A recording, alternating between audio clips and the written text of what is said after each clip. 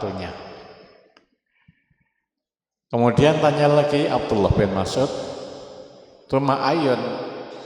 Kemudian apa ya Rasulullah? Dijawab, birrul walidaini, berbakti kepada dua orang tua. Tsumma ayun? Abdullah bin Mas'ud tanya lagi, qala al jihadu fi sabilillah, jihad fi sabilillah, rawahul Bukhari wal Muslim. Kajian kita tetap sore ini yaitu birrul walidain. Ini episode yang ketiga ya. Supaya mantap maka saya ulang-ulang. Mungkin saya lebih 5-6 kali baru nginjak kunci yang kedua. Masih ingat? Kamis yang lalu sudah kita bahas tentang niatnya belajar. Niatnya apapun itu adalah untuk menyenangkan orang tua. Karena ridhollah fi ridhol walidain. Ridhonya Allah karena ridhonya orang tua. Sukhtullah fi suktil walidain. Marahnya Allah itu karena marahnya orang tua. Yang kita butuhkan orang hidup ini atau tujuan hidup ini adalah mencari ridho Allah. Orang kalau dapat ridhonya Allah itu hidupnya akan gampang, baik urusan dunia maupun urusan akhirat. Dasarnya menyenangkan orang, apalagi orang tua. Ini luar biasa.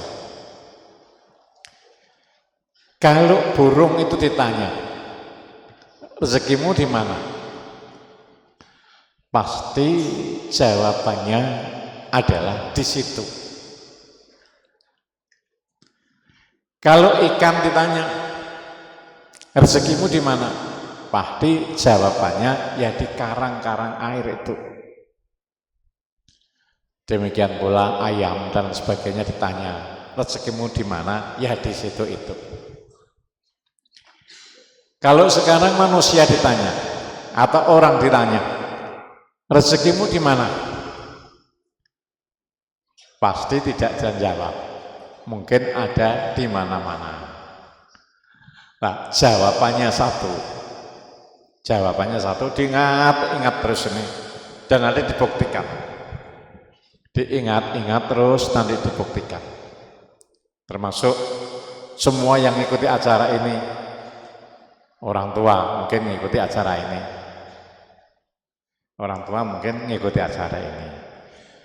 Rezeki kita itu dititipkan di mana?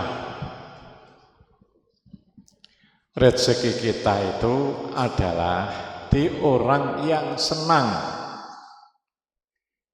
Yang nomor 2, orang yang diangkat derajatnya karena kita. Ya. Di jawabannya, rezeki kita itu dititipkan kepada orang yang senang, orang yang bahagia, orang yang diangkat derajatnya karena kita. Jadi kalau kita itu selalu menyenangkan orang, itu adalah nanti rezeki kita itu digerocok oleh Allah. Kalau orang lain bisa diangkat derajatnya karena kita, maka rezeki kita akan digerocok oleh Allah. Ingat-ingat ya, dan dipraktekkan besok, termasuk orang-orang yang sekarang mendengarkan acara ini. Kalau merasa rezeki kita ini seret,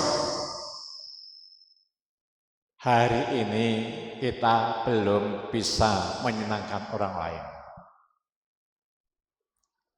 Kalau kebetulan rezeki kita itu semet, hari ini kita mungkin belum bisa orang lain derajatnya diangkat karena kita. Jadi anak-anak besok kalau sudah pulang itu harus ngajar. Karena apa? Kita ini adalah berusaha bagaimana orang lain itu diangkat derajatnya oleh Allah karena kita. Saya kan selalu memberi pelajaran seperti ini pada anak-anak orang tua. Itu karena apa? Berharap orang itu diangkat derajatnya karena kita. Selalu menyenangkan orang lain, yaitu selalu bisa memberi, tidak pernah menyakitkan hati orang lain. Itu adalah dalam rangka rezeki kita ini akan dicurahkan pada kita oleh Allah Subhanahu wa ta'ala. Ini adalah yang saya rasa, yang sekarang saya sampaikan ini. Dan ini adalah semuanya ada dasarnya dalam Al-Quran dan hadis. Paham? Siap? Nggak ngantuk? Nggak esrek? Lebih baik tidur daripada esrek. Biasanya kalau nggak tidur kan esrek, ganggu temannya kiri kanan. Maka kalau ada ngantuk biarkan aja daripada nanti melek ganggu kiri kanannya. Padahal kalau kita ingin mempunyai rezeki, kalau kita harus dilatih bagaimana selalu bisa menyenangkan kiri kanan kita. Bagaimana supaya orang lain bisa diangkat derajatnya karena kita. Nah sekarang teman-teman kita, sesama teman kan dilatih. Santri kalau pagi dilatih saling mijeti dengan bacaan sholawat, dengan bacaan doa kalam khotimullah. Itu adalah latihan supaya saling menyenangkan. Dan sebaliknya, kalau kita ini tidak menyakitkan orang lain, baik perkataan kita, sikap kita, perilaku kita, itu menyakitkan orang lain, rezekinya akan seret. Rezekinya akan seret.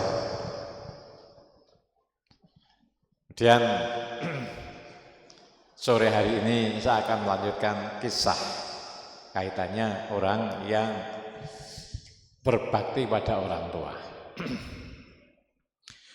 Ketika Rasulullah ini Mi'raj, itu ketemu macam-macam peristiwa. Salah satu yang ditemui oleh Rasulullah itu adalah ada orang yang berpakaian tertutup seperti mayit yang tertutup, terbalut rapat. Kemudian Kanjeng Nabi tanya kepada Jibril, siapa ini Jibril? Ini adalah umatmu yang menjadi wali, tidak ada yang tahu kewaliannya, yaitu wali mastur. Jadi wali itu ada yang wali masyhur dikenal orang, ada wali mastur, wali yang tidak dikenal oleh orang tentang kewaliannya. Mbah Sunan Bonang itu termasuk wali masyhur, Mbah Sunan Ampel termasuk wali masyhur, kemudian Sunan Giri termasuk wali masyhur. Wali yang tidak masyhur itu adalah wali mastur, kewaliannya tidak dikenal oleh orang. Siapa itu wahai Jibril? Umatmu yang namanya Uwais Al-Qarni, umatnya Rasulullah yang namanya Uwais Al-Qarni.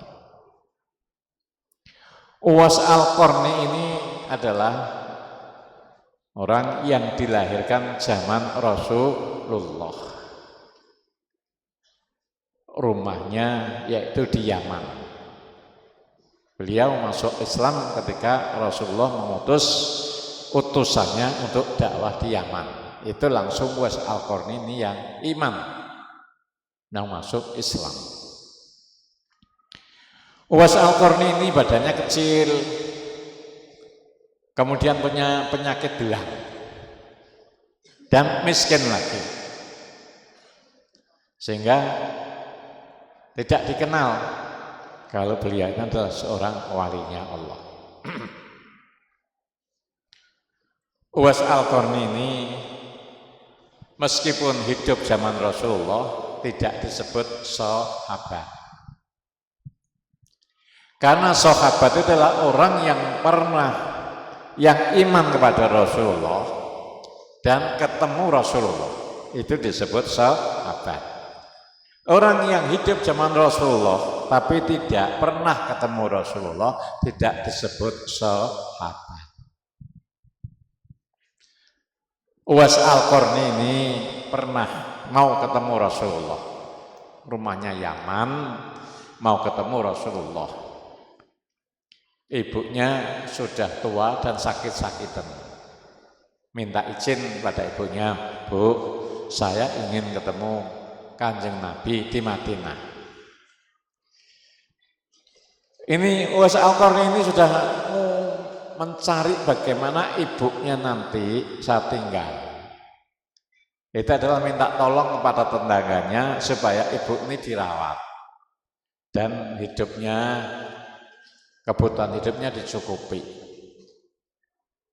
Jarak antara Yaman dan Madinah itu kurang lebih 1.100 km. Yaitu kalau sekarang kira-kira dari Pelabuhan Banten sampai Banyuwangi. Tidak ada pesawat, tidak ada mobil, dan tidak naik kendaraan apapun karena tidak punya onta, tidak punya jalan kaki. Dan itu adalah di padang pasir yang sangat panas itu. Pergi mau menemui Rasulullah. Waktu itu pamit pada ibunya, "Bu, saya ingin ketemu Kanjeng Nabi Muhammad SAW di Madinah." Minta izin pada ibunya. Ibunya ngizini, "Ya enggak apa-apa Mas, berangkat ke Madinah. Tapi jangan lama-lama. Setelah sampai sana kembali ke Yaman, jangan lama-lama." Kemudian Uwais Al-Qarni berangkat ke Madinah. Pas di situ Rasulullah sedang perang. Nggak ketemu Kanjeng Nabi. Tapi pesannya ibunya tidak boleh lama-lama. Meskipun jarak 1.100 kilo sampai ke situ tidak ketemu Kanjeng Nabi, karena patuh kepada ibunya tidak lama-lama kembali lagi ke Yaman. Kira-kira berjalan berapa hari? Dari seperti Banten sampai ke Banyuwangi. 1.100 kilo. Balik. Uwais Al-Qarni hanya pesan ketemu kepada Siti Aisyah. Yang satu tidur nulari yang tidur satunya. Iya, ketularan yang sebelahnya. Sama-sama tidur. Ini difoto, dikirimkan orang tuanya. Nek anak ini kenapa ndak pinter? Nek ngaji turu, gitu ya. Nek ngaji turu. Makanya jangan disalahkan ustadznya. Kenapa? Nek ngaji turu. Nek gak turu, nek tangi, godho konsone. Ini dia, terus tadi. Biar nanti tidak nyalahkan ustadznya. Kenapa anak ini kok tidak ada kemajuan? Pulah pirang-pirang tahun gak ada hafalan. Oh nyatanya seperti ini. Jadi tidak disalahkan. Kenapa kok seperti ini? Ya tidak tahu. Apa tadi tidak tidur atau gimana ya? Tapi kalau dimain kan ya susahnya nanti ganggu temannya. Jadi karena nanti omong-omongan. Tak teruskan. Sampaikan salam saya kepada Kanjeng Nabi. Jadi ketemu Sayyidah Aisyah minta salamnya ke Nabi. Setelah Kanjeng Nabi disampaikan, "Wahai Rasulullah, wau wonten tamu asmane Uwais Al-Qarni." Uwais Al-Qarni nyampaikan salam. Kanjeng Nabi dawuh, "Itu adalah walinya Allah. Besok kalau ketemu orang ini, mintalah doanya. mintalah doanya. Itu artinya doa wali orangnya Allah itu adalah mustajab. Kita sering-sering minta doa kepada para kiai, para sesepuh. Kita tidak tahu orang yang kita minta doa itu kalau betulan wali, kita juga tidak tahu. Karena ada wali yang sifatnya mastur ini. Jadi tidak dinamakan sahabat karena tidak ketemu Rasulullah.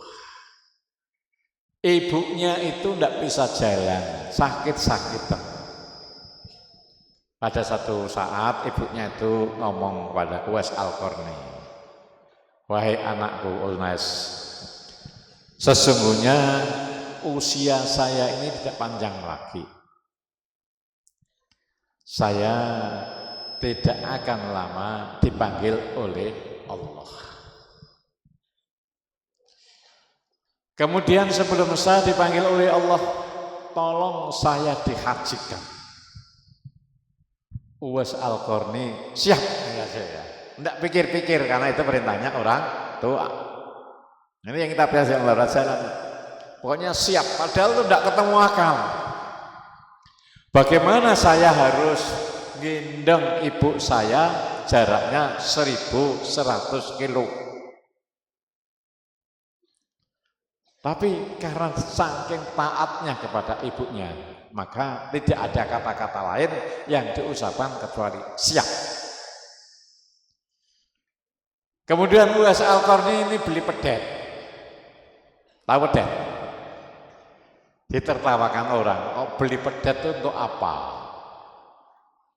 Ternyata pedet itu adalah dibikinkan kandang di atas gunung. Setiap pagi itu pedet itu digendong, dibawa naik gunung, di bawah turun lagi. Itu tiap hari seperti itu. Orang-orang sama mengatakan Uwais sedang gila. Ya. Sedang gila. Kenapa? Kok pedet itu selalu digendong, diajak naik gunung? Ternyata apa rahasianya? Setelah 8 bulan, Uwais Al-Qarni ini ototnya terlatih. Jadi untuk melatih otot itu dia olahraga naik gunung dengan membawa pedet itu. Setelah umur 8 bulan, ini pedet ini beratnya 1 kintal. 100 kilo. Ibunya paling beratnya 50 kilo.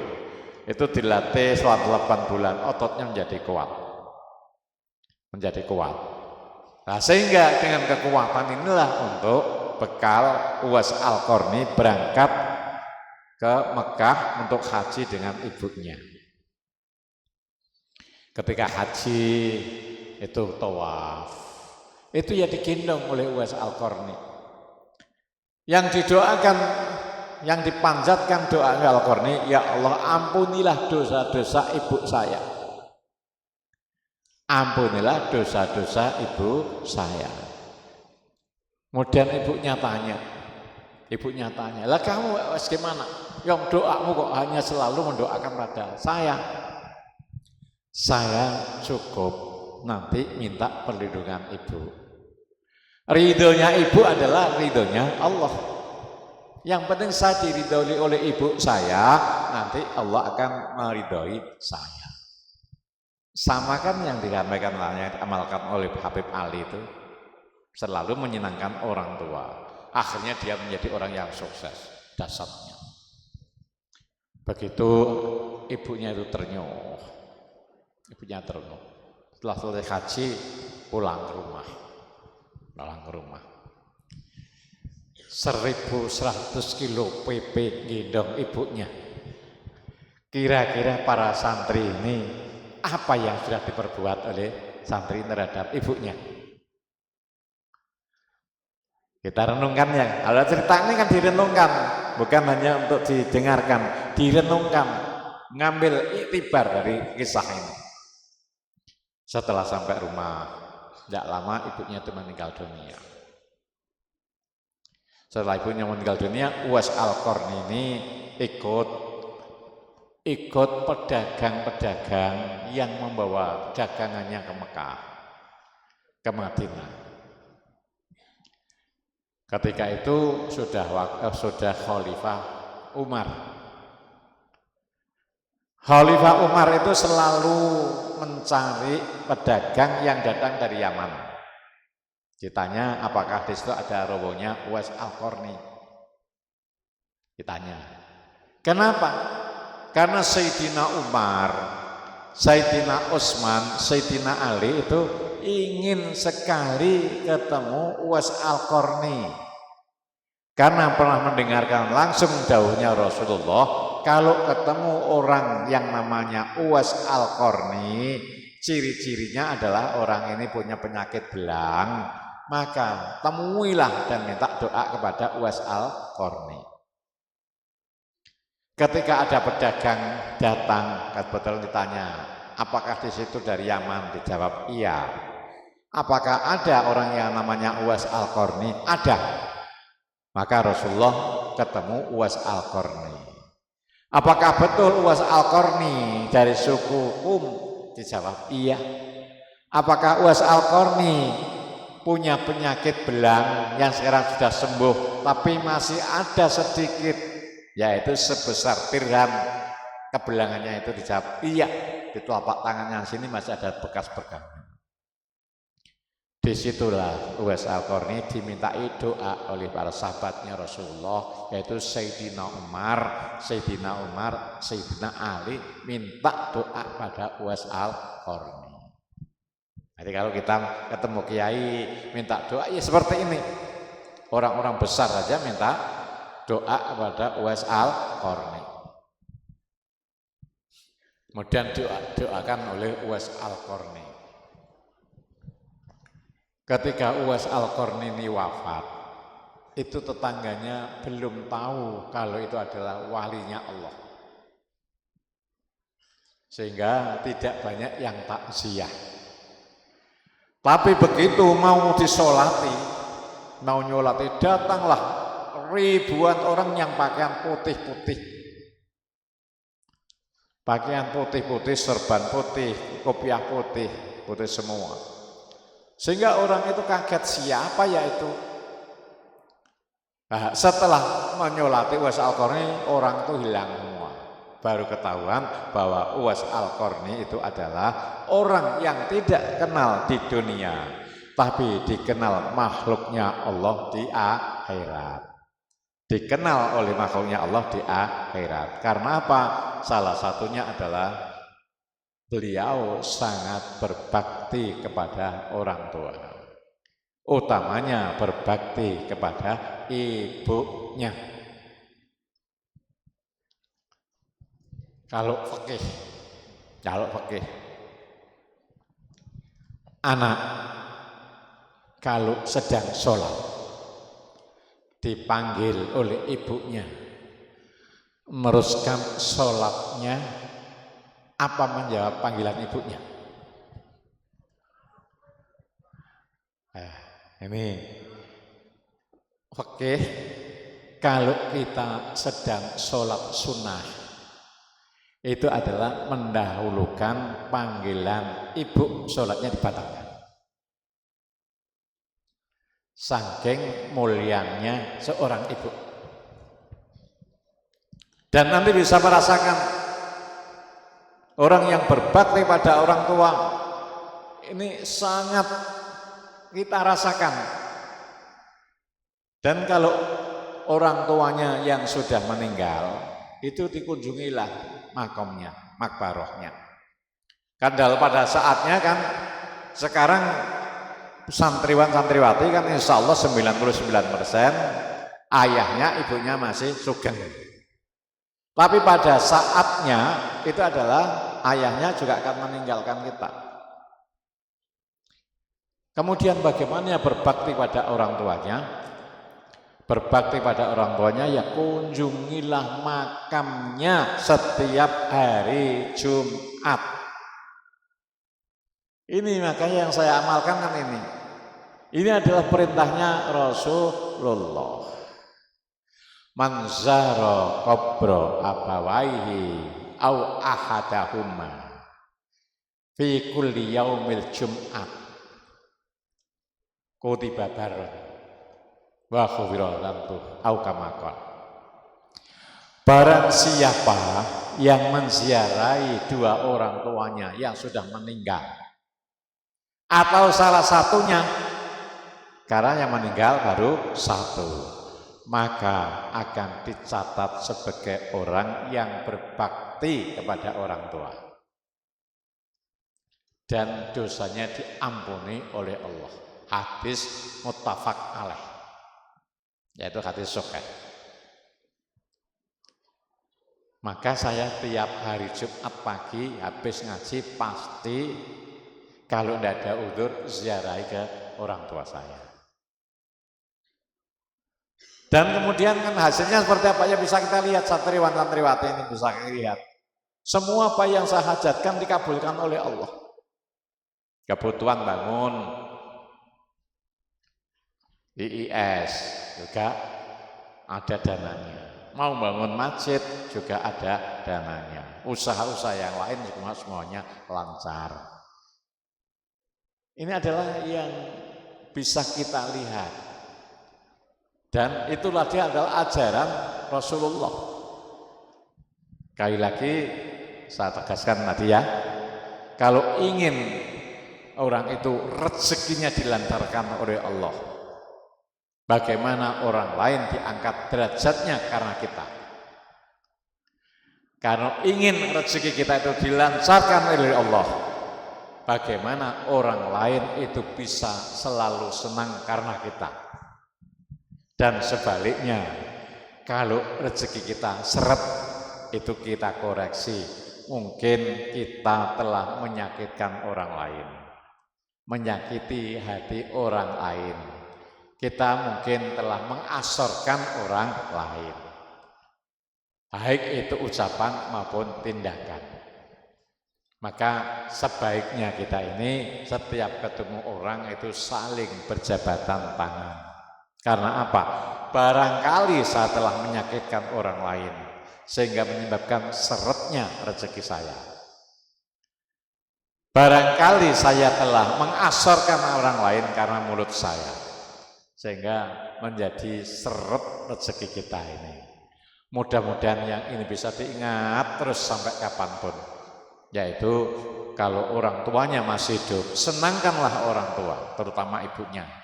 Kalau orang tua sudah meninggal, ziarahilah kuburnya setiap hari Jumat. Jaminan nanti hidupnya akan selalu dimudahkan oleh Allah. Hidupnya akan selalu diangkat derajatnya oleh Allah. Rezeki kita akan dilancarkan oleh Allah.